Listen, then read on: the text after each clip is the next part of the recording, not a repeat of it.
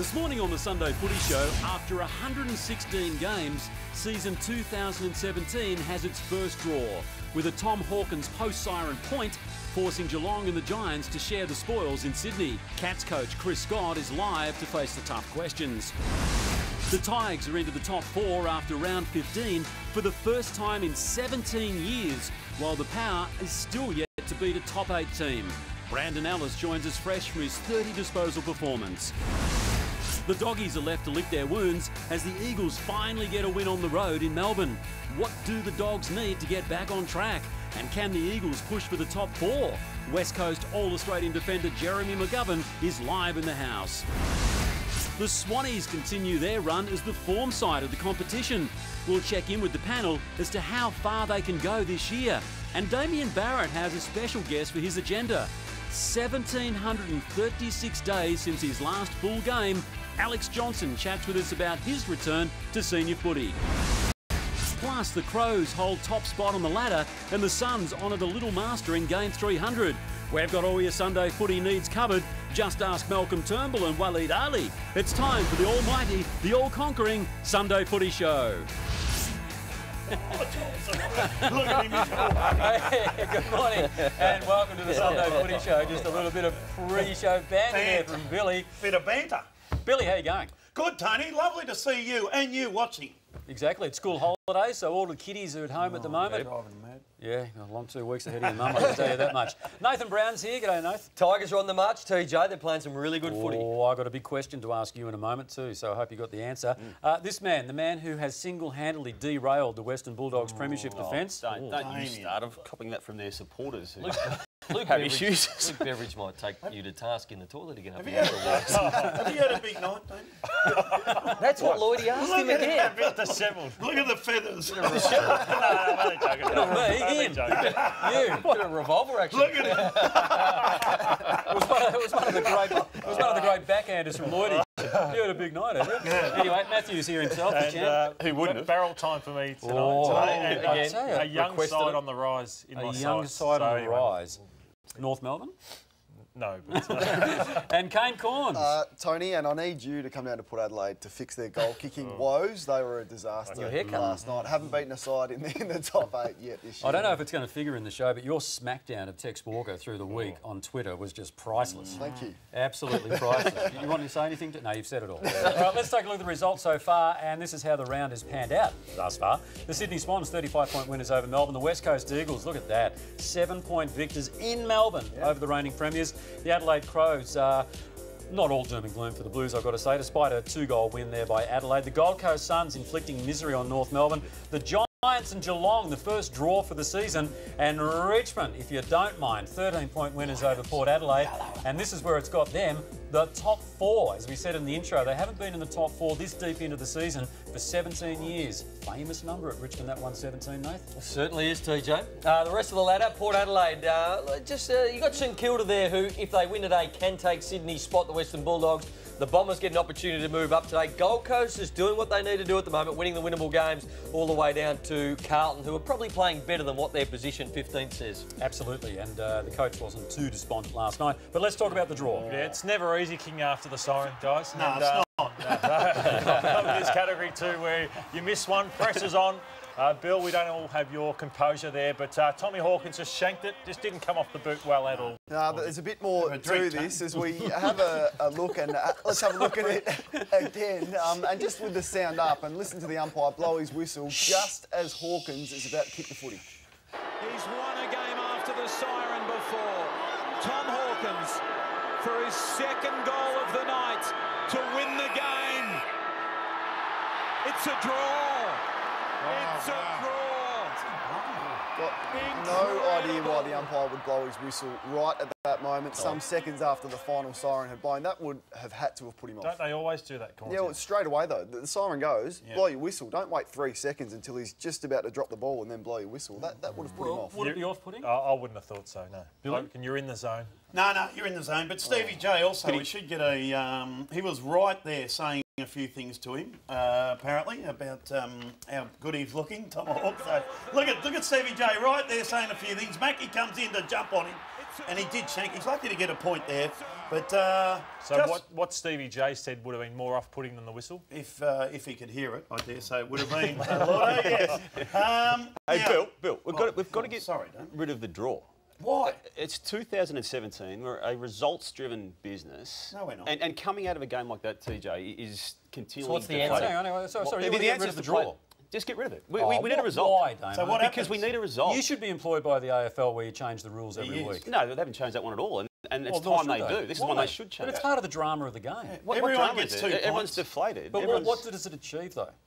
What does it achieve? An outcome. Well, there's a win or loss out of every game. There should be, TJ. And the fact that we came out of this game last night without a win or loss. So So let's employ the same thing a with kick-off horse or racing extra time, then. You Damo? know, like it's a dead heat in the Melbourne Cup, but what, they run another 100 metres? There hasn't been a dead heat in the Melbourne Cup, TJ. No, but there could be. Could be. But that is a finishing line. There is a finishing line to get a win or loss. And look, very easily do it. 5 minutes, 2 ends. And if it's still a draw at the end of that second 5 minutes, just keep going for the next score. It's pretty easy. Just get a win or a loss. It's a results-driven Is there game. anyone supporting this? In finals, that's what happens. Yes. But I'm happy with the draw from home and away football. I'd rather see a result. I think they've changed it for the grand final. There's no more draws for the I'd like to grand see a final. result. So, yeah, I'd like a result. Get a result. Jeez, you've jumped. Yeah. You were with us before. Just before the Tomahawk shot on goal. Have a look at this. Deliberate out of bounds, and guess who was involved? Usain Bolt. Have a look at Razor Ray here. It's kicked out there. Look at Razor. He knows he's going to be in the play here. Look at him. He takes off. It's about me. Deliberate. And he loves the call, of course, Razor. Well done. That umpire thought, no, I'll just jog along. But Razor went for it. He did 100 metres in 9 seconds and called it, of course. It was the right call, Bill, wasn't it? It was the right call. Geelong supporter, I'd say yes, it was. Move on. Are they a chance to win the flag, the Cats? Footy? They had some names that we didn't know playing as Evertons. Sam Simpson, Zach Guthrie, and Wiley Buzzer. The son of Sean Simpson, Yep. so that was good. Wiley Buzzer, he's an interesting one, big tall forward, and they did. I honestly thought they couldn't win that game up there. And Selwood being Well, I said no, Bill. I wrote yesterday that no, I don't believe with probably Lonergan, Taylor, Hawkins as a spine, and maybe the depth of the side outside of the Duncan, Dangerfield cell, they could win it. But it's pretty open though, isn't it? It is open. Yeah. Did anything happen last night to make you change what you had written in that morning's paper? No, because I think both teams were so under strength, what's the right term? Under strength. I don't think that, that you can take a lot out of that They game. do have Paddy Dangerfield, who had 45 disposals last night, but I thought his first 3 quarters okay. He wasn't the best man on the ground for the first 3 quarters. He only had the 4 scoring goals, but his last quarter, 13 disposals, he tripled his metres gained in the last quarter, and he also kicked the goal in the last quarter. His last quarter was something out of the box. I thought his first 3 quarters okay, but after that, he was the best man on the ground. Lifted like a bride's nightie. He was unbelievable. All right, thanks for that, Bill. Chris Scott, the Geelong coach, to join us live in a few moments. Moving along. Richmond, as we said earlier, and we had a look at the ladder, they are in the top 4, and they're looking all right, Kane. Just a brilliant win from the Tigers. Minus 16 inside 50s. They lost clearance. They lost contested possessions by 28, and Port Adelaide dominated the game at stages, but their last quarter was great, led by, I thought, Dustin Martin, just outstanding again. Away from home, no one tipped them to win. This is a great win and sets them up for a run at the top 4, which would be an amazing result considering where they finished last year. And the coach, Kane, really happy, Damien Hardwick, post-game. They've only had the one bad game, TJ, for the entire season. The only club that can claim that. It was against Adelaide. But they've got a transportable game plan. He's loving what he's seeing. Our pressure in around the contest, the tackle count numbers are high. It's a different template than what we've had previously. So we're really confident that it stands up in big games. And, we've been in every game this year bar one, the Adelaide game, obviously. We love the way they're going about it. We're incredibly proud of them as a club. Our fans should be the same, but we've still got a lot of improvement left in us. Our best footy, mark my words, is still in front of us. Well, Damo, this man next to me may have been vindicated for his column last week when he put him in as Coach of the Year. Which you didn't like. Oh, so you're now going to put him back in? I know, I wrote that and you questioned it a week ago. Oh. With the losing of the close games? Yeah, which you questioned. Yet they're top 4 and you were just saying what a great season they had. Awkward.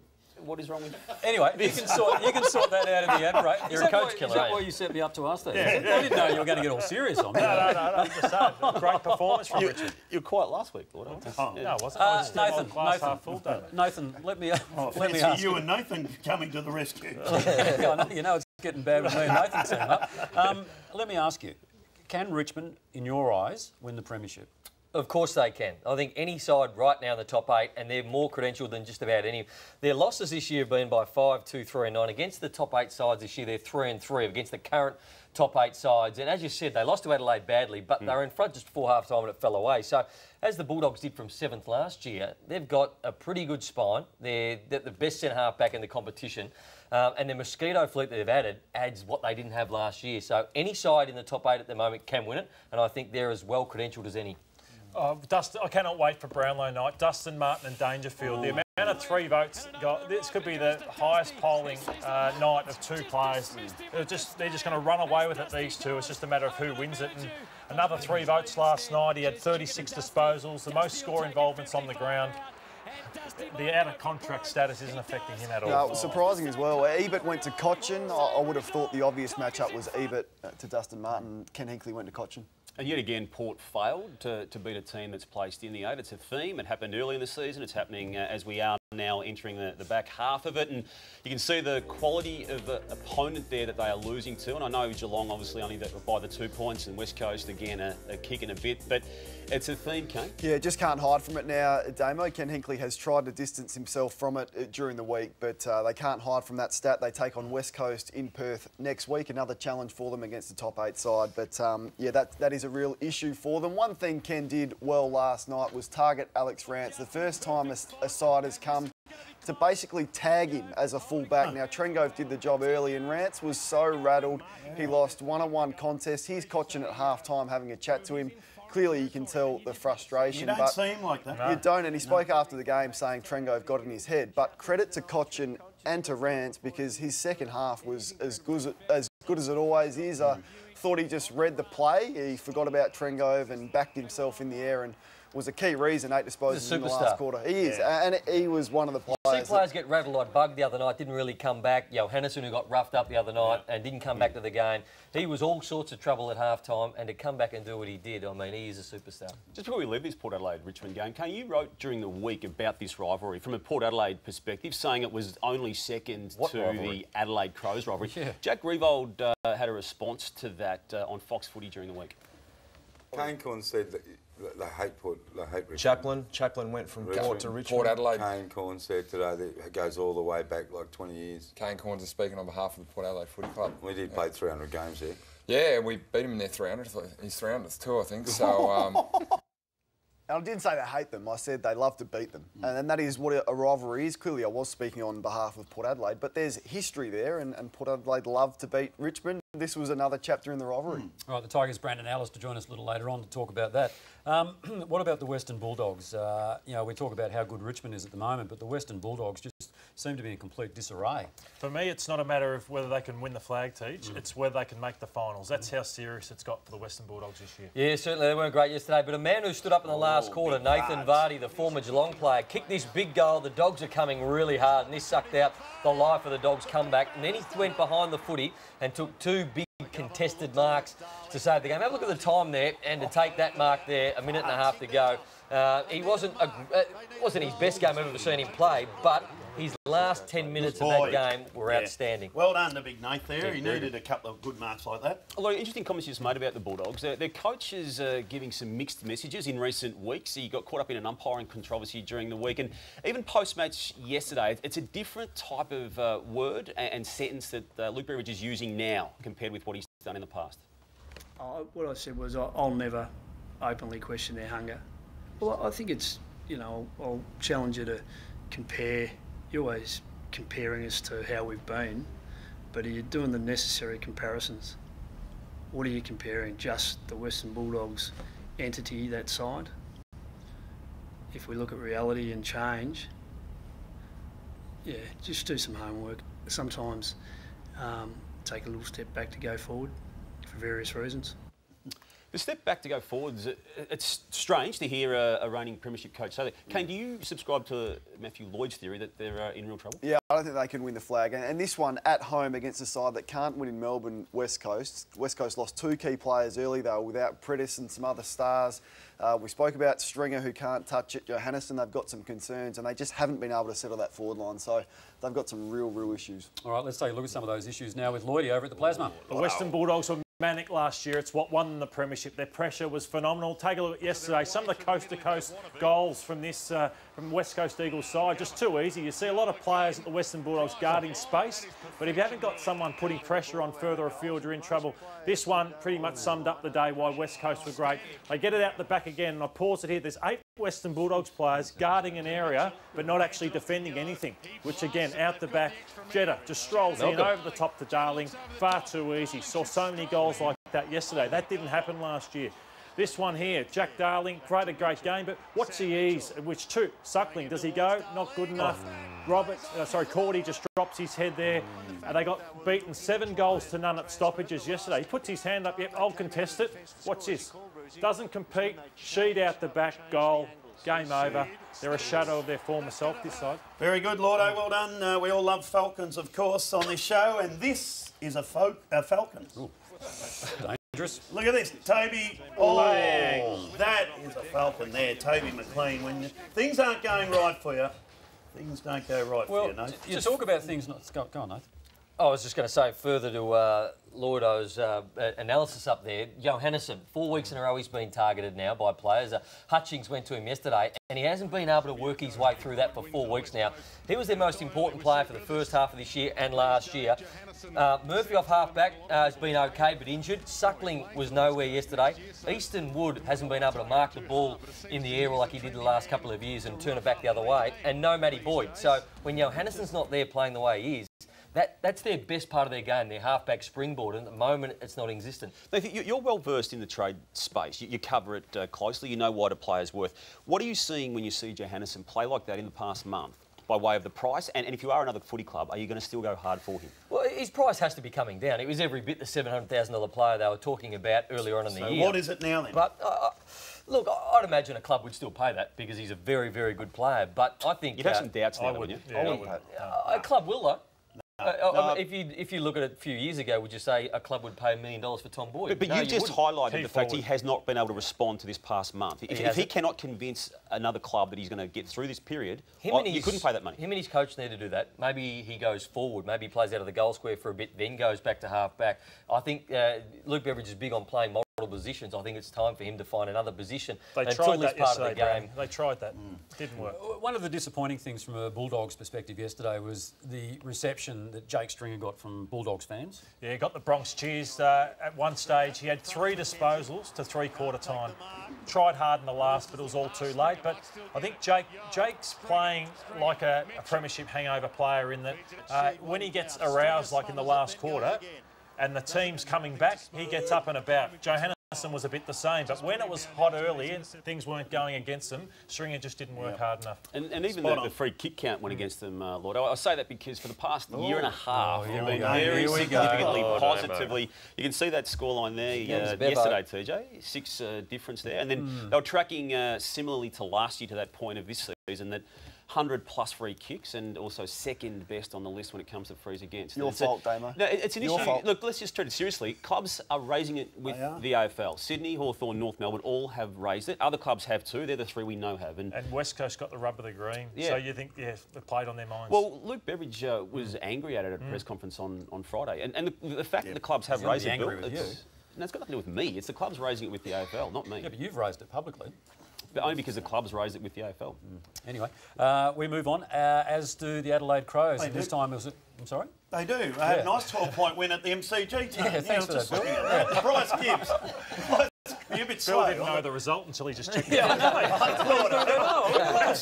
Bryce, they won by 12 points, and Bryce Gibbs was very good. Speaking about 3 votes in the Brownlow, this man will be getting a few too. Don't worry about that. 30 touches yesterday, 15 tackles. That's right, 15 tackles, 2 goals. Right. And if he's not in your All-Australian side, Gordo, there will be trouble because he's been outstanding.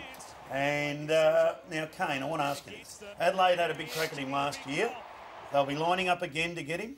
Well, they will, but Stephen Trigg has spoken publicly and said that they are very confident that they'll keep Bryce Gibbs next year. Well, I'd like to think I could sit here quite confidently and say now that he'll stay at the club. He's contracted for 2 more years at the end of this year. He's happy.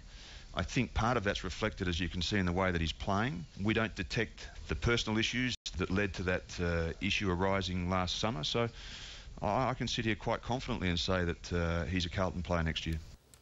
Well, I was critical of them not letting him go last year, but now I think is the perfect time to trade him at the end of the season. He'll be 29, start of next season. His value is through the roof. Adelaide are desperate for another midfielder. Yep. They'll give 2 first-round draft picks now. It's the perfect time. They give 2. They would give a late, because Crows will finish high on the ladder, so it'll be a late first pick. It'll be 18 in the draft, plus a future. Don't you put that towards a younger player then? I don't think they do. Adelaide, this is their chance to win a flag. They've got the group to do it, but they need another midfielder. What's wrong with you today? And they could play this beautifully. They could play this beautifully, Carlton, and get rid of him and cash in with some younger players. Well, it was a milestone day for Gary Ablett, yet another milestone day for him. This time he chalked up the triple ton. Yeah, 300. Well done, Gaz. 37 disposals. Just another day at work for the great little man. 10 clearances, 2 goals. Was very well led again. It's the 114th time he's had 30 or more disposals. 114th time. Bill. That is unbelievable. And well done, little fella. He's been a genuine star.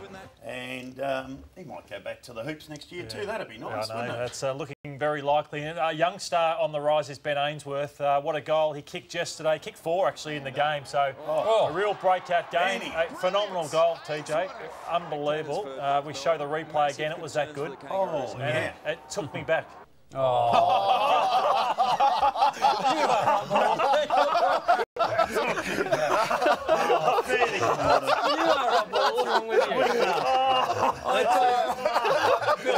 Billy, we have worked with some egos over the years. This bloke here. Brayshaw, Dermot, but Lord, he's on top of that.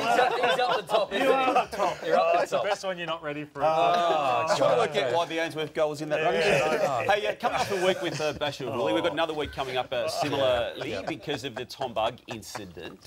It was an ugly one. He's going to get, I would think, at least 5 weeks. Just for those who haven't caught up with it, Friday night, Callum Mills is struck and goes down. Both Melbourne, through Tom Bug himself and also his coach, and Swans players were really open immediately after the game. It was really good media. I'm not very happy about it, but we can't say too much about it. He's, Callum's pretty sick and sore at the moment, so we'll let the match review panel take care of that. It's a pretty cheap shot, so look, it's not a tough act. I'm sure he'd be pretty remorseful for it. I saw the footage and it does look really bad, and I'm a bit embarrassed. I'll cop the consequences that come my way. Like I said, the AFL don't tolerate it, and I don't tolerate it either. I've let my teammates down now, so I'll go away for whatever time that I have off, and train hard and come back in and help the team do what they can do. Great stuff from the Melbourne media department to actually put him up there. I don't know if he was oozing remorse, but let me say this, and I know it's a bit of a bugbear of mine, is that the tribunal scheduling has got to get better. I mean, for this to actually be spread over 5 days... No, it's not funny. I would love to. You said bugbear. What's wrong with that? Oh, Yeah. Now, be serious.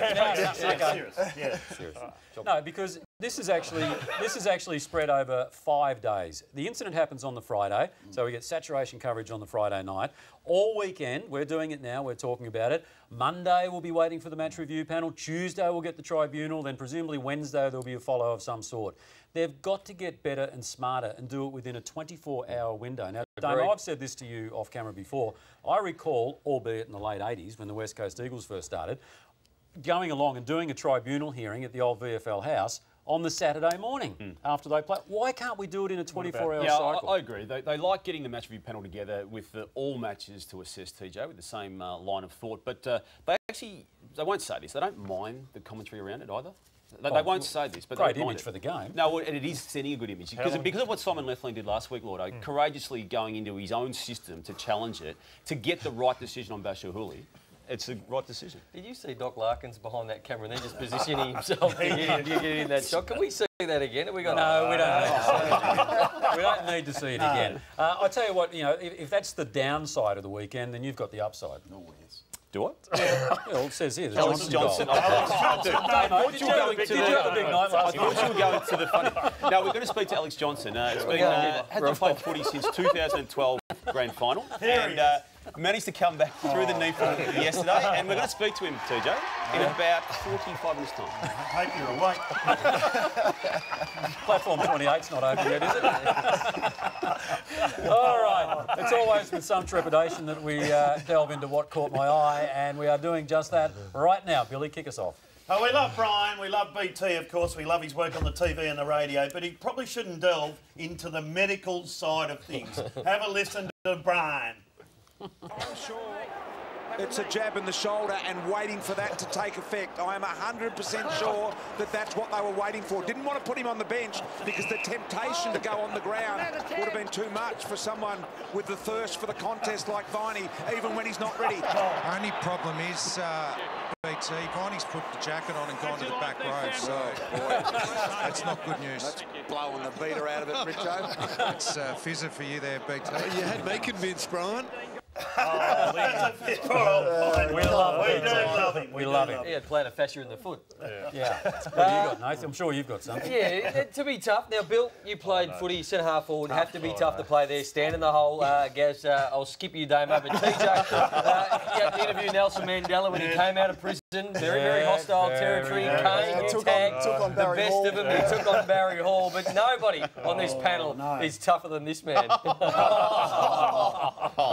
Come on, Lord. A bit of Let's raise some money for the footy trip. Village people. Village people, YMCA. Oh, come on, Lotto. I was in a Adelaide barber during the week, just got a new fresh trim, as you can see, and I was looking for some inspiration in the barber. I looked around on the wall and I saw this.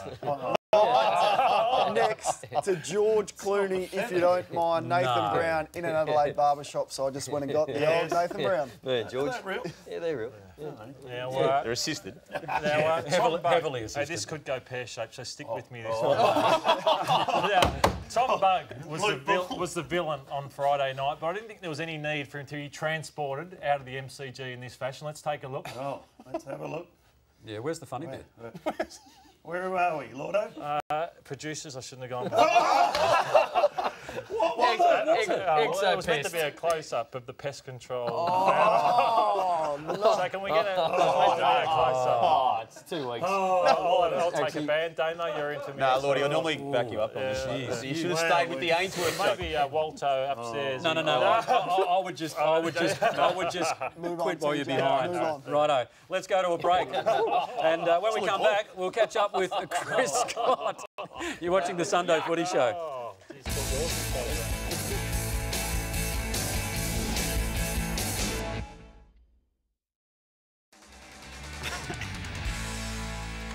Welcome back to the Sunday Footy Show. You just got rid of that in time, didn't you? You still got your Yeah, no, I've still got mine. I've still got my Milo here. I didn't have enough time. Anyway, what a great game last night. There's no doubt about that. As we said earlier in the program, the first draw of the season. Billy, you were privileged enough to watch it. I was, from the Cremorne Hotel. It was a great game, this one. The Cats led for most of the game. He had Oscar at home there, that's report. Then Giants, of course, hit the front. They were a point up there late in the game. Tomahawk takes a mark and kicks a goal. And I wanted to talk to this man. I wanted to know how he felt after the game. The coach of the Geelong Football Club, Chris Scott. Scotty, welcome. Thanks for joining us. What was your reaction straight away when the siren went? Oh, it was excitement, Bill, because it looked like we had sort of blown our chance. The Giants were up by a point. We had a couple of entries and couldn't quite get there. But when Hawk took that mark, it was a relief to know that the probability was we were at least going to get the 2 points. Wasn't the greatest kick in the world either, was it? Lucky to get a point in the end, I think. Well, yeah, I haven't watched it really closely, but I do know it was a pretty acute angle, and you know, a shot after the siren from anywhere is tough enough with the pressure. But from that sort of angle, also taking into account that, yeah, I think given the closeness of the competition, that you could make an argument to say that the 2 points was almost as important as the 4. Chris, just as an aside to that, we were just speaking before the break about how the whistle may have put him off. Has he said anything like that to you yet? No, he hasn't. I'd be very surprised if Hawk used that as an excuse. I'm not really across that, to be honest, but can you elaborate? Look, the umpire was very close and the whistle was very loud, and there's a lot of conjecture as to whether or not that just as he took the kick, whether that put him off or not. Right, okay. Yeah, as I said, I'd be surprised. Hawke's concentration's pretty good. I'd be surprised if that was enough to put him off. I tell you what did, Stevie J was right near him too there when you have a look at it, and Stephen would have been saying a few things to him, I dare say. So pretty good game. Great start, I thought, for the Cats. Three first gamers, no captain, no Menzel, and actually I thought we were in a bit of trouble from the start, but it was good just to hang in there the whole game, and certainly his first quarter, Scotty. Yeah, I'm glad you still refer to us as we, Billy.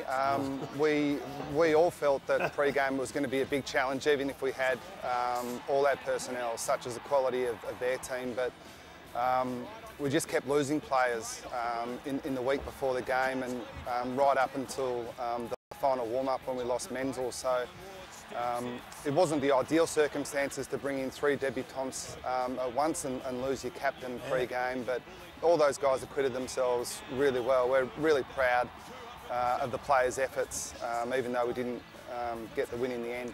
Chris, just with the game, I thought you really got hold of Dylan Shield. You worked over a number of players. Tom Scully looked a little more fumbly than we've seen him in the past, and then just seemed like their running game really got going late in that last quarter, or through most of that last quarter. Yeah, I think they played their best footy in the last quarter, there's no question of that.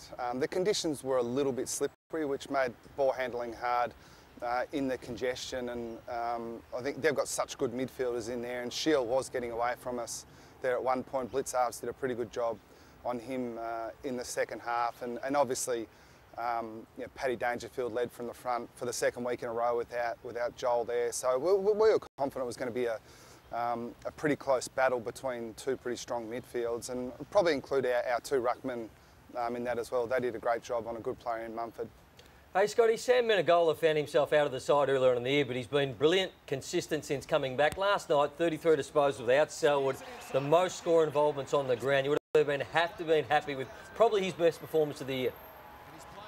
Yeah, and he's had some pretty good ones of recent times. He's making a bit of a habit of really stepping up when he gets a bit more opportunity in our midfield. Obviously, a lot of the attention goes to Selwood and Dangerfield, but Sam Menegola and Mitch Duncan was exceptional. He's probably our best player in the first half. So we feel like we've been slowly building a bit more depth in that midfield, which is obviously a priority for us with the transition we've had.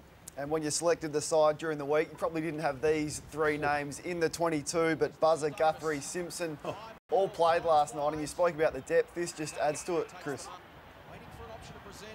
Yeah, they were really important for us. I must admit, when we got on the team bus on Friday down in Geelong, you could have been forgiven for thinking we were going to an under-18 games. Those boys look pretty young and they're pretty light, but those guys in particular are really smart footballers, and we're really pleased with their development. Didn't foresee them playing AFL footy quite this quickly, and even Wiley Buzzer, who, to be honest, has probably been knocking on the door for the last few weeks, and it wasn't a surprise to see him take his moment either. Yeah, they wouldn't get into wet and wild up there if they're up in the Gold Coast. Mate, they'd be too small, or honestly, I don't reckon they've had a shave yet. They have not had a shave. They're the youngest looking kids I've ever seen. What about the old Chris, emotional Scott? Have a look at here. We've got some great vision of you here. A free kick given away, and you're not happy. And then Hawke marks it, and look at Scotty. Yes, you beauty, Hawke. And he's jumping around. Oh, we love it, Scotty. Then you put the headphones back on and say, there's no more time. Tell them there's no more time. Scarlo doesn't know what to do next year, and you throw them away. We love it, Scotty. I can't see it from here, but I imagine it was some of my best work. I actually did whack the glass and left a handprint that I had to look through for the rest of the game, so I'll work on my remonstrations next week. Chris, just before you go, a couple of other things. We mentioned you're staying up there for a week, eh? You're going to head up there and stay there for the week beforehand. Is that risky at all? I mean, they're not going to slip into holiday mode or anything like that? Oh, that's always the risk, Tony, but it's not the first time we've done it. We've probably, off the top of my head, I think this will be the 3rd time we've done it. We look at the fixture every year and look for these chances. The 2 consecutive weeks of travel is an opportunity for us. We've got a younger group, so it is a little bit of a test of their professionalism, but we've got great feedback from the players the previous times we've done it, and they're really clear that the main reason for doing it is to get good performance. So a bit of a risk, but one worth taking, we think. All right, and just the other one we wanted to ask you about, Gill's dinner. Seeing we've got you here. Now, we did do an assessment as to who took what, and we know that Simon Goodwin's bottle of red was about $60. Alistair Clarkson had a bottle of gin. Word on the street is you took a cask. Yes. I did take something in cardboard for Laura, Gill's wife, but it was Verve, so I don't think I was okay, very slumming nice. it too much. All right, I think he's done well, Bill. Yeah, he has. Yeah. The Verve's worth, well, that's 60, 70 bucks a bottle. So well done, Scotty. Must have got it from a bit cheaper at the Cremorne, Bill. A lot cheaper at the Cremorne, very good. Must have got it from the Footy Club fridge. Yeah, now the vote's here. Paddy Dangerfield was outstanding, best on ground. Menegola, as you said, I loved his game. Lockie Whitfield, he's been in good form, just keeps running, and Nathan Wilson liked his form down back. But 2 points each, I reckon Scotty would be quite happy, as you see there. Was quite happy with that. We thank you, Scotty, for coming on the Sunday Footy Show, mate. Thank you. Thanks for having me, guys. Appreciate it. Good on you. Chris Scott joining us there, and it was very good of him too to join us this morning. All right, let's check in with Nathan now. He's got the Chemist Warehouse injury report. Nice work, TJ. Jack Viney, foot plantar fasciitis, so he came back out after half-time, and everyone was wondering why he was on the bench, but likely to miss up to a month of football. He's going to have scans and see how he goes. It's a recurring injury. Now, Kyle Hardigan, marking contest, you see there, did his hamstring straight off the ground. Looks like a bad one too. Yep. Could be a 4-weeker. Pierce Hanley, similar sort of thing, hamstring.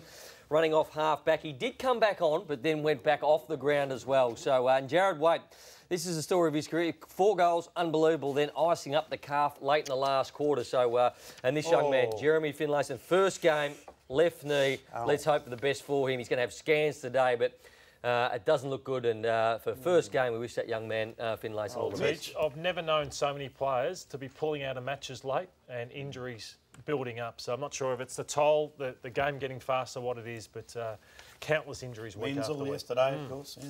All right, now that doesn't form the basis of your barrel, though, does it? No. It's been a while since you've had a barrel, but you've got one after the break. Actually, it was 2 weeks ago. I'm covering for Nath today. So. I thought yours was better than what that's mine right. was. Yeah. I'll hold mine till next week, Tony. The barrel.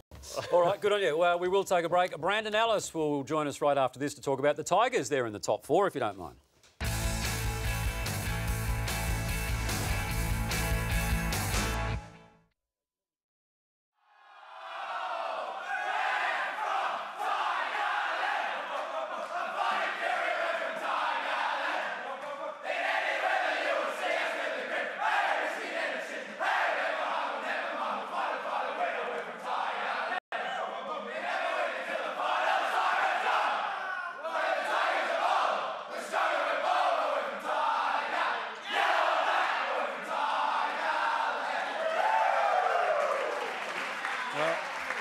Still arguably one of the best club songs in the competition. You've certainly heard plenty of it this year, the Tigers, and this is why they were singing it. It was that mighty win over Port Adelaide, 11-10-76 to 8-15-63. The Tigers just flying in the top 4 at the moment.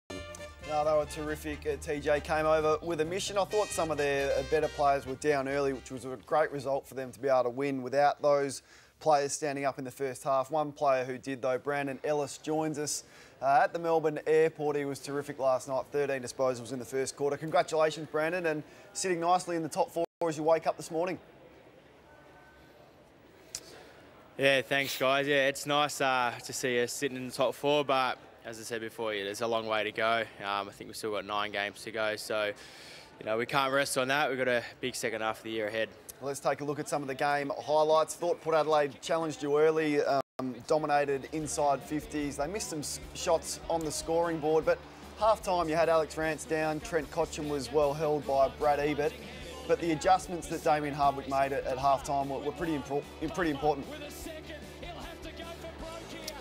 Yeah, they were. Yeah, Cotchin was a bit down, and obviously Rance was as well. I think Trent Grove was tagging him, and look, Port did let us off the hook by not putting scoreboard pressure on. They missed a lot of easy goals, which sort of kept us in the game, and we were just able to wrestle the momentum back in the second half, which was good. And Brandon, just on the return, Butler and Stengel, 2 younger players, to get 5 goals out of those 2 in a tough environment over in Adelaide was a huge return. Yeah, it was. It just shows we don't have to rely on Jack Reward anymore to kick the goals and to kick the winners. Our small forwards are really chipping in and putting in the hard work, and it's good just to see him, getting on the scoreboard and sort of taking the pressure off Jack as well.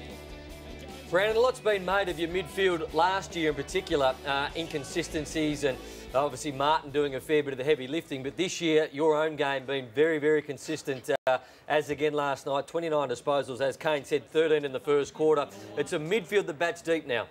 Yep. Yeah, it is. And look, you know, I've been playing mostly half-back this year, and I think it sort of helps when our midfield pressure and our forward pressures, you know, elite, and it sort of allows me to set up, you know, pretty strong defensively behind the ball and allows me to sort of just read the game. So, you know, it does come down to the midfield pressure and the forward pressure as to why, you know, my game sort of lifted a bit. And Brandon, we love the second half of Trent Cotchin. As you said, he was pretty quiet early, but just had a chat, showed a bit of leadership, had a chat to Rance at half-time and really lifted after half-time. Good question, Bill. Was it a question? Yeah, he did. Rancy was a bit flat in the first half. But yeah, Kochi did go and have a chat to him at half-time, you know, just to get back to what he does best and just to keep his game very clear. And yeah, I thought Rancy was superb in the second half. So was Dustin Martin for the whole night, 11 in the last quarter when the game was on the line. Just his maturity now, and he senses the big moment. 11 score involvements, the most on the ground, but just how good's he been this season? Yeah, Dusty's been fantastic, hasn't he? He's a freak. It's you know, amazing how good he is and how he's taken his game to a new level as well.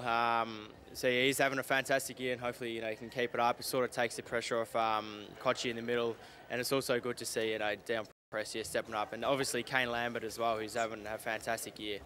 Well, let's take a look at the votes because he'll feature at the top of the votes last night. Gave him 9, best player on the ground. Wingard had 39, had a kilometre metres gained, Brown, if you don't mind. Lambert, you just mentioned, he was terrific, and Sam Powell-Pepper, for his 24 disposals and 2 goals, should be well in contention for the Rising Star this year. Good on you, Brandon. Thanks for joining us. Just before we let you go, has the club spoken to the player group as a whole about the expectations now? I mean, you know, you're starting to be mentioned in the same term as premierships. Nathan Brown, whose name you'd see on the honour boards down there at Punt Road, I'm sure, he's saying that, yeah, you can definitely go all the way. Have you been spoken to about just, to use the term, keeping a lid on it?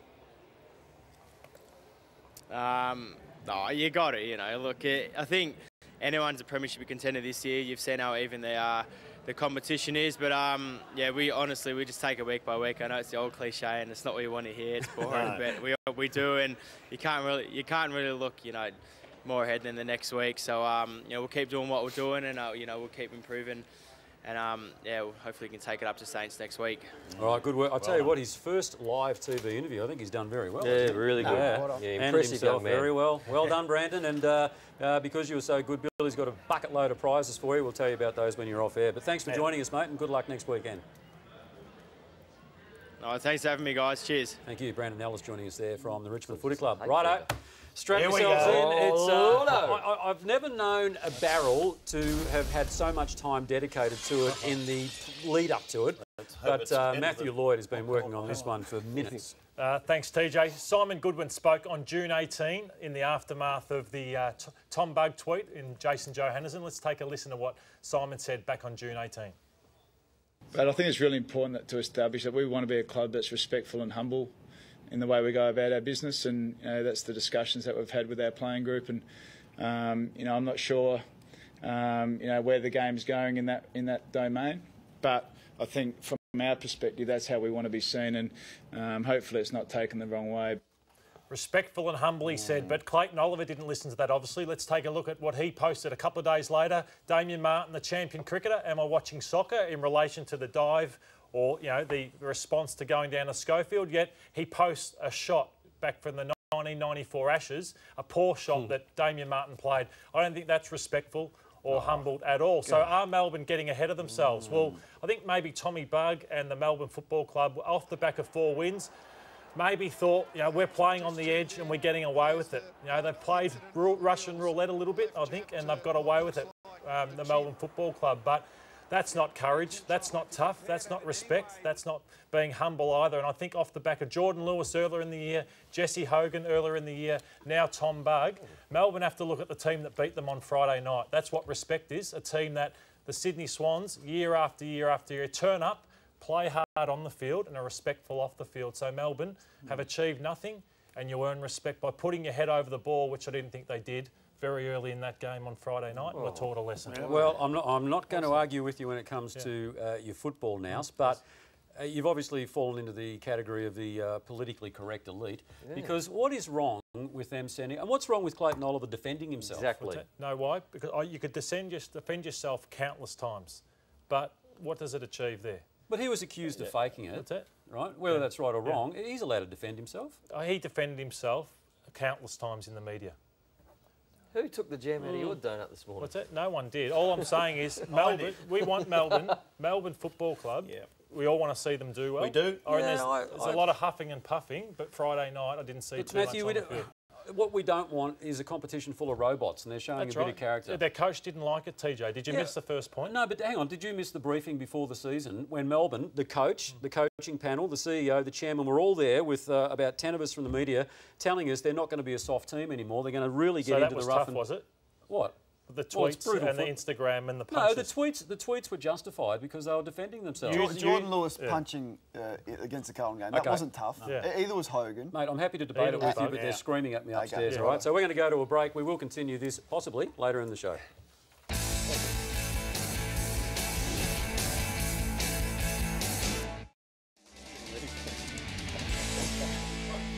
Well, Billy Brownless just getting ready there for his... Cramp. Are you going to be able to get up? Yes. A few push-ups. Anyway, that's coming up a little later on with Billy's list. That's how he prepares. That's how seriously he takes it. Anyway, we're going to get serious for a moment, though, because Carlton and the Adelaide Crows. Take us through this one. Yeah, it wasn't a pretty win for Adelaide. They did enough. Carlton challenged them. Adelaide kicked the first 4 goals of the game, jumped out of the blocks, thought Jenkins was terrific, but Carlton fought back as they have done all year. They set up quite defensively and made things tough for Adelaide as we take a look at some of the game highlights. Wasn't a game that you remember for a long time, but Gibbs, unbelievable again for Carlton, as was Cripps. Cruiser having a sensational season, but in the end, Crows just too good and held on against a pretty impressive Carlton side this year. Did they go after Sloan again? No, they didn't. Rory Sloan played majority half forward, played that high half forward role, so Don Pyke's trying to get him going. Kerridge spent some time on him, thought he was terrific. Kerridge, Liam Jones again, seeing a goal here from Taylor Walker that was important, but Jones blanketed Walker, just the 5 kicks and 1 goal for Taylor Walker on the day, and Jones has just been sensational. His form continues. The Crouch boys. So with the midfield, you touched on Bryce Gibbs earlier in the show. Do you think they are deep enough, this midfield? No, they're not. I don't think they're deep enough to win the premiership this year. But if they finish top 2, the Crows, they're in a good position to make a grand final, but still need another midfielder. As we look at the votes, TJ Gibbs, just sensational. 15 tackles for Bryce Gibbs. Liam Jones, 15 intercept possessions, 7 intercept marks. Absolutely killed Taylor Walker. 7 intercept marks, huge. Yeah, killed Taylor Walker. Brad Crouch got plenty of the footy, 30 disposals, 10 goals. So pretty good performance from Carlton. Big game next week against Melbourne. How are you and Tex going at the moment? No, we're good. Yeah. I've got no issue with Taylor Walker. I just find it funny that he continues to tweet me. You're in his head, mate. I must be, TJ. A little bit like you're in Brownie's head. Am I? Not really. I don't think there's anything in his head. Fit in there. You wouldn't fit in there. I wouldn't. You wouldn't fit in my head. Well, there's plenty of room in there. Anyway, Billy's over at the plasma. Bill, what do you got? I reckon you're a corn in his foot. Now, great finishes. This is all about great finishes. And there's 6 of them here. Let's go back to Malcolm Blythe. What about this, boys? Here he is here, the great Malcolm Blythe. This is a game at Princes Park. Takes the mark. Now, have a look at this. This has gone 83 metres straight post high. That is one of the great finishes. Well done to you. You're a legend, Malcolm Blythe. Plugger, of course, at the SCG. Only needed a point to get into the final here. There's 16 seconds to go. A goal would have been nice, but big Plugger just went back and kicked the point. That's all they needed. Great work by you, Plugger. Number 4, Hayden Ballantyne. I love this one. The little pest himself. Look at this. They're 2 points down, Freo. They need a goal. Hayden comes in. He thinks he's won it for him. Have a look at him. He takes off. I've won the game for him. Well done. And he hit the post. Sucked in. And they didn't win it. Number 3. Oh, what about Dopey? The scores are level. 130 apiece, you idiot. Oh, how dopey can you get? Oh, what a fool's head. Number 2, Ash McGrath. What about this game And the Cats, this is his 250th game for Brisbane, by the way. The Cats led by 52 points during this game. They kicked 8 goals in the last quarter, Brisbane. And this man here, Ashley Bloody McGrath, goes back and goes bang! Straight through the, he was happy, geez, straight through the high diddle. That was a good goal and a great win by Brisbane. But the number one, Nick Bloody Davis, he kicked 4 goals in this last quarter against the Cats. That was one of them. Got it within 3 points. And look at this now, a throw in, he gets it, doesn't even get it right, kicks the goal and they win. Could not believe that, get stuffed. Nick Davis, great finishes there, and honourable mentions to me and you, Lordo, for goals after the siren, but we didn't want to show them. Do you need oxygen? Well, they've got to take the jacket off. No, cut away. No, that's worse. All right, we'll take a break on the Sunday Footy Show. Still to come in the program, we'll have a look at the Gold Coast Suns. Yeah, the Gold Coast Suns too good last night, Bill. They were indeed. Lyons, Jared Lyons was very good. Ablett, it was all about Gary Ablett Jr., of course. His 300th game. Lynch, outstanding. Lyons, good. Gary Ablett, good. And Jared Waite was probably North Melbourne's best with 4 goals. But well done, Gary Ablett Jr. And Lyons is going well. Actually, Jared Lyons been good up there. Yeah, very good. And we will celebrate Gary Ablett's milestone a little later on in the program. Damo will be back with his agenda, a pretty special one too. And also the Eagle superstar, Jeremy McGovern. Geez, he's big, isn't he? He's Big McGovern. Shooter. Yeah, big McGovern. He's big. He's over there. He's coming to join us right after the break. Stay with us.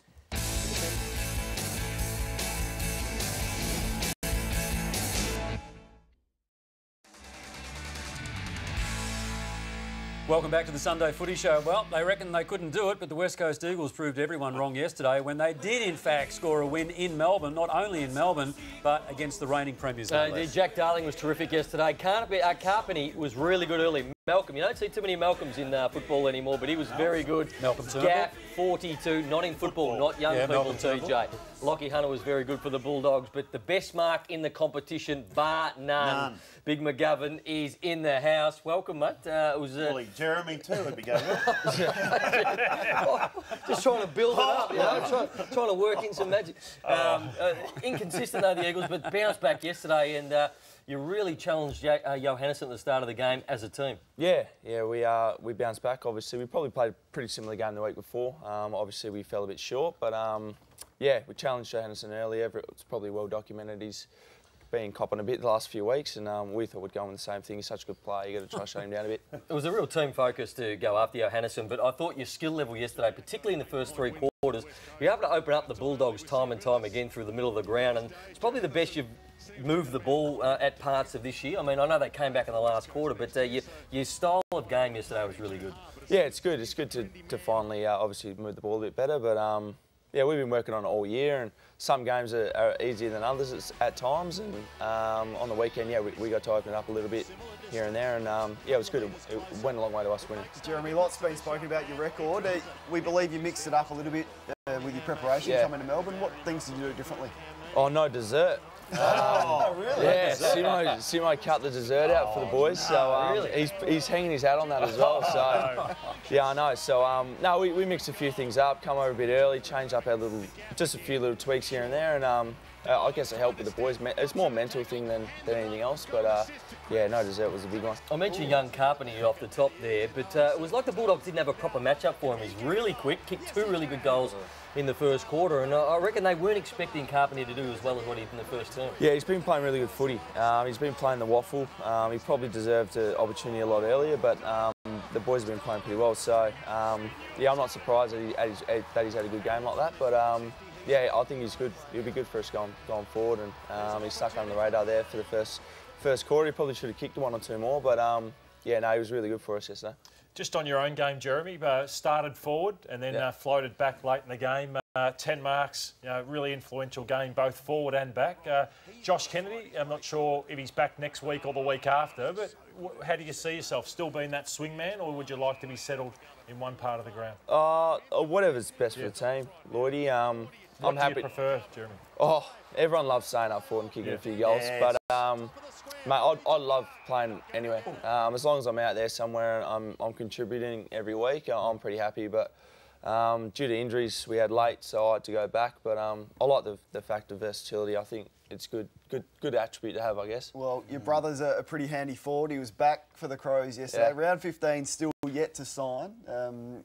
Can we see him in West Coast colours next year? Oh, I'd love to. Mate, you know as much as what I do. I try to get it out of him every week, but no, I'd love to see him there. But at the end of the day, it's his decision. I've made that pretty clear. How strong is the pull from the family to get him back home? Yeah, it is. Everyone would love him home. The whole family would love him home, but we want him to make a decision that he's comfortable with. And every time I've spoken to him, he's real happy at Adelaide. So I don't want to put too much pressure on him, but I'd love to see him home either way, even if it's with us or Freo, obviously the other team back in WA. I just love to see him home, but I'm not going to put any pressure on him. Andrew Gaff, phenomenal yesterday. 42 disposals, 10 inside 50s. What a consistent player he's been for a long time for the West Coast Eagles. Yeah, Gaffy, he's pretty reliable for us. He works so hard both ways, which probably doesn't get documented too much. He's a hard worker, but he works hard defensively for us as well.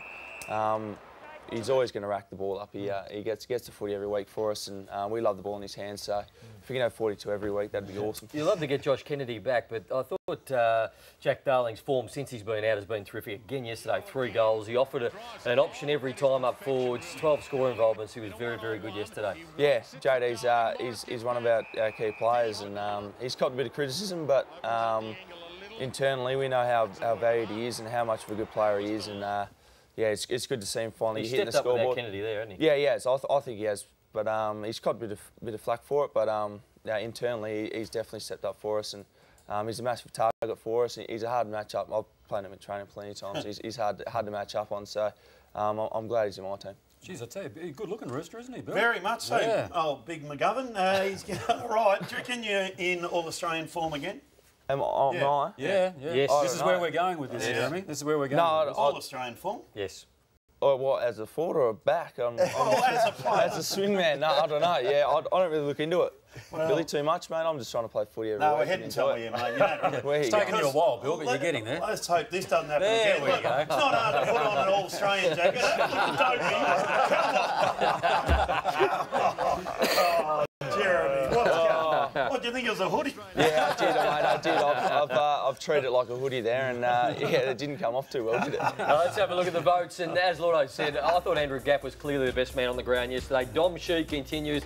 Lockie Hunter was the best, and I thought Nathan Vardy at the end of the game, when they needed someone to stand up, he kicked a big goal, and then he marked 2 big balls behind the footy. So he was very, very good. All right, now Jeremy, for coming in, you do not go away empty-handed. You've got some excess luggage to take back with you. You do. Mate. The Callaway driver. Have a look at this one, the best one in the business. Callaway's Golf's new driver that's changing the game, my friend. There it is there. Uncle Jack watches, the coolest watches available. We've got a nice one on there now, but this is the best watch going around. Australian-made gift pack. Have a look at this. Sutton Tools is an Australian family business that has been manufacturing world-class cutting tools in Australia for 100 years. But we'll move off the tools when we get onto the tradie job. Tradie undies there. There's a tradie tough. Tradie undies, man shake. Got a gut. Man shake at Barfridge Australia. $300 voucher. You'll love that. Put it back on. Home Timber and Hardware. $100 gift voucher there. Go where the tradies go. Chemist Warehouse. The new fragrance there. David Beckham Respect. They got all the nice fragrances. You'll love that one. Big McGovern. And Aquila shoes and clothing. $250 at Aquila there. Nice one down Chapel Street. Get in there. Get all your good gear. Thanks for coming in, Jez. And because the coach has wiped out the dessert, you have a big muffin to take back with you too, mate. Beautiful, mate. I'll smash that straight. All right, good on you.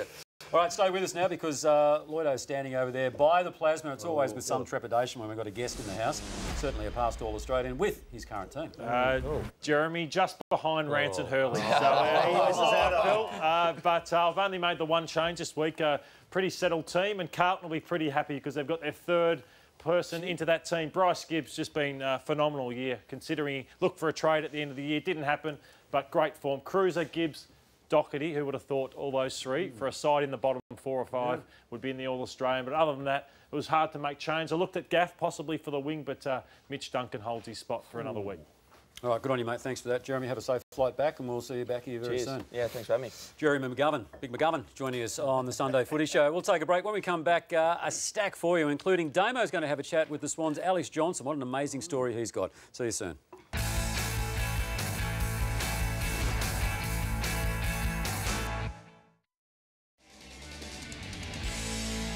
Welcome back to the Sunday Footy Show. Don't forget, after us, for our Adelaide viewers, it's Footy South Australia with Kane Corns. Good show. Great show. Good show. If you want to go to sleep. And for Melbourne viewers, Nathan Brown's got Future Stars and among yours, Lockie Plowman's over there at the moment. Curvis from the yeah, right. It's not like a paid promotion. Mitch Wallace. Toby. Big Nan Curvis. Never ring again, Toby. But first, it's an old man's it's an outtake from 3 of you years ago, young Toby. Anyway, you won't be hearing it on this show. Damo's over at the Plasma with his agenda. Thank you, TJ. And Bill loves a positive story. And Bill, there is no greater positive story in all of 2017 than the man we're about to speak to, Alex Johnson from the Sydney Swans. Joins us today from Sydney, having played his first game in more than 1,700 days of football. And Alex, importantly today, how have you pulled up from yesterday? Yeah, thanks for having me firstly. But yeah, I pulled up great. I only played about 45 minutes of game time yesterday, but just to be out there with the boys playing footy again was unbelievable for me. You've been through so much, and there's still so much you want to achieve in football and life. But today, having just played that first game of footy for such a long time, can you consider that you've actually had a very, very significant win? Yeah, I mean, it's pretty surreal for me. You know, preparing yesterday was a weird feeling. I haven't done it for such a long time. You know, just trying to get my pre-game routine back was pretty strange. You know, first and foremost, but I was just rapt to be back out there, and yeah, it's a huge win for me. It's something I've dreamed of for the last 3 or 4 years while I've been going through this rehab, and yeah, it was amazing to get back out there. Yeah, the rehab inclusive of 5 knee reconstructions and more than a dozen serious procedures. Were you conscious of the knee in question when you played yesterday? No, I wasn't. I didn't think about it too much. I've taken real confidence in the work I've put in over the last 13 months since I did have that last knee reconstruction, and I'm really confident with where the knee's at. And I copped a few hits yesterday and felt fine and felt strong over the ball. So I wasn't really conscious about it. I was just more thinking about, trying to figure out how to play footy again, I suppose. Yeah. Alex, the emotional attachments you've clearly got with your teammates and the emotional way in which they have spoken about you in the lead up to this performance yesterday, it's really powerful. A lot of them went to watch you play this game yesterday, having played in Melbourne the previous night. So how significant has it been? Would you have been able to do it without the significance of that support? No, there's no way. I mean, my support network throughout the whole journey has been unbelievable. Firstly, my family's been amazing, and my friends around me have really supported me. But the club and the teammates have been amazing. I wouldn't be in this position without the Sydney Swans Football Club, and everyone who's involved in that organisation has really supported me through this journey and really looked after me. So I wouldn't be where I am today without them. And Alex, obviously the dream has been big and it's been significant. Do you allow yourself the next part of this dream and to think that you may be possibly part of the Swans finals team this year? Look, I haven't thought that far ahead really. My number one priority has just been getting back out there and just enjoy footy again, I suppose. So I'll look to next week. The reserves play Gold Coast before the seniors do on Saturday afternoon at the SCG. I'll look to that. I'll look to build my game time there and yeah, just get back into the groove of footy again and get used to it. But I haven't allowed myself to think too far ahead yet. We'll see what happens. It's a bit of a cliche, but I'm just going to take it a week at a time and see how we go. Alex, really appreciate you joining us today on the Sunday Footy Show. Good luck with the extra game time next week in the NEFL, and thank you for your time this morning. Yeah, no worries. Thanks for having me. TJ, back to you. Good. See, doesn't it feel better when you do a nice positive story, don't you? Do lots of positive stories, TJ. It's just that you like to highlight the negatives. I'm actually on Bill's side on this. And I'm on Luke Beverages. Bit of airtime for Damo. Well done. Sorry? Bit of airtime for Damo. Damo? Yeah, considering he's had a big night. Yeah.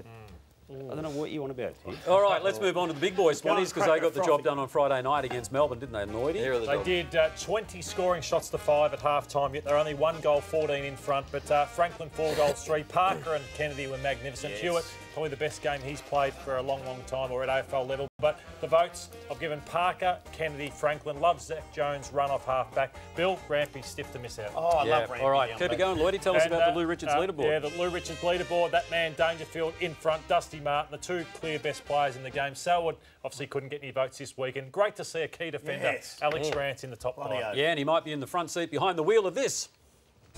This year's Lou Richards medal is brought to you by the Isuzu D-Max. The winning player will receive $20,000 cash and nominate the junior club of their choice to receive a brand new Isuzu D-Max. Go your own way. Come on, pack up. All righty, we'll take a break on the Sunday Footy Show.